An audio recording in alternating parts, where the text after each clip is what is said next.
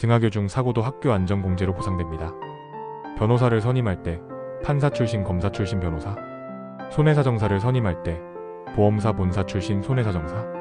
학생들이 학교에 다니면서 예상치 못한 사고를 겪는 경우가 종종 발생합니다.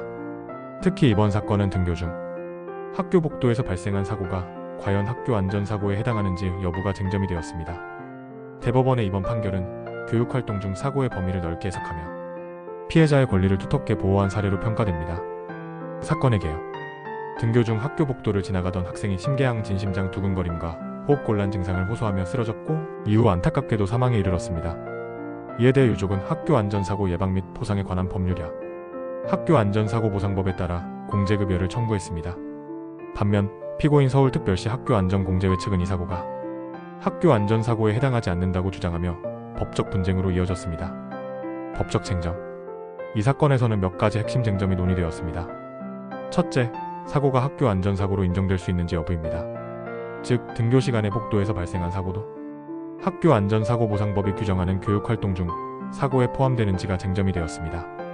둘째, 사망과 사고 사이의 인과관계가 인정될 수 있는지가 문제되었습니다.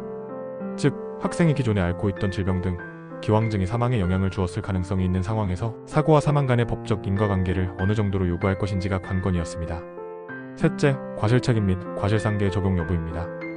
일반 손해배상 청구에서는 피해자의 과실이 있는 경우 책임이 감경되기도 하지만 공제급여의 경우 이러한 과실상계가 적용될지 여부가 쟁점이 됐습니다. 대법원의 판단. 대법원은 이 사건을 학교 안전사고로 인정하였습니다. 학생이 등교 중 시간에 쫓겨 서둘러 이동하던 과정에서 사고가 발생하였다는 점을 고려하여 교육활동 중 발생한 사고로 본 것입니다. 이처럼 대법원은 교육활동 개념을 엄격하게 좁게 해석하지 않고 학생이 학교 교육과정에 참여하기 위해 이동 중이었던 상황도 학교 안전사고로 포함했습니다. 또한 인과관계에 대해 대법원은 엄격한 의학적 증명이 필요하지 않다고 판시했습니다. 기존의 질병이 있었다 하더라도 학교 안전사고가 사망, 원인과 겹쳐 작용하였다면 인과관계가 인정될 수 있다고 보았습니다. 이로써 피해자 측의 입증 부담을 완화한 판결로 볼 수 있습니다. 특히 이번 판결에서는 과실상계가 적용되지 않는다는 점을 분명히 했습니다. 학교 안전사고보상법은 원칙적으로 사회보장적 취지의 법률로 피해자의 과실이나 기왕증에 따른 책임 제한을 적용하지 않는다는 입장을 재확인했습니다. 결론 및 시사점. 결국 대법원은 원심 판결을 유지하며 피고 서울특별시 학교안전공제회가 유족급여와 장의비를 지급하라는 결정을 확정했습니다.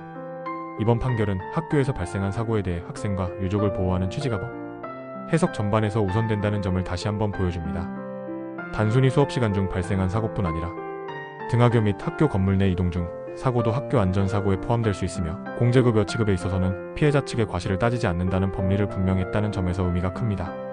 학교 안전사고로 인한 손해배상이나 공제급여 청구 사건은 이처럼 법적 쟁점이 다양하므로 초기부터 전문가의 조언을 받아 진행하는 것이 중요합니다. 손해사정사무소 가온이었습니다. 감사합니다.